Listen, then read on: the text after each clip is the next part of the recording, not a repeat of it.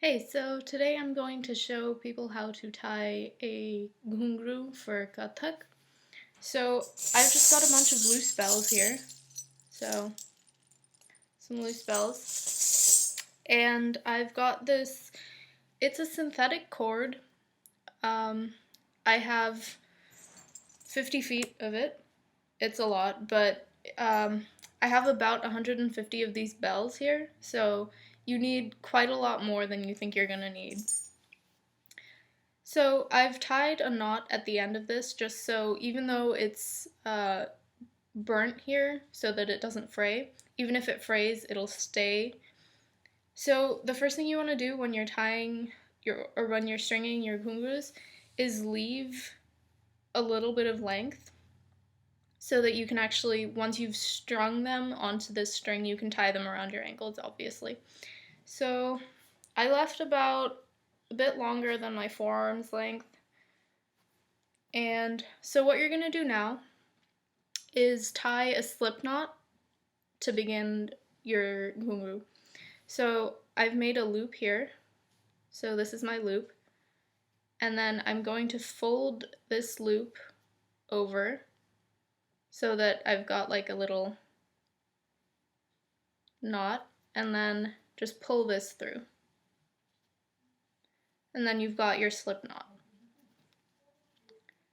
So make sure that's tight. And then this is the tedious part. So this is tight. Then you're going to go and you're going to find the other end of your rope. So then taking the other end of your rope, not this end, this is the knotted end. This is an unknotted end, but it's still burnt. So if you've cut this off of a longer length of rope, make sure you hold the end of the rope over a candle so that it doesn't start fraying. So you're going to take your bell and just slide it on and pull it through the entire length of rope. Okay, so once you've got your bell at the end, your bell is going to hang down and your slip knot is going to be facing up. So then what you're going to do is you're going to form a little loop, just a little loop. Just fold this over like so. So you go from straight, fold over. And then, so this side that's going towards the other length of rope of your little loop is going to be facing away from you. So it's facing away from me right now. And then you're going to take this loop and just slip it through the loop that's pre-existing for your slip knot. And then pull everything tight. And you have got your bell strung on your rope. And so that's going to be your next loop. So if you were to do another one, here I've got my end that's not knotted. Here's my end that already has one bell on it. So I'm going to take my bell and I'm going to just pull it through the entire length of rope. And so I've got my other loop here. So this is the bell that I've already strung on, and this is the bell that I just slid. This one's loose, this one doesn't move anywhere.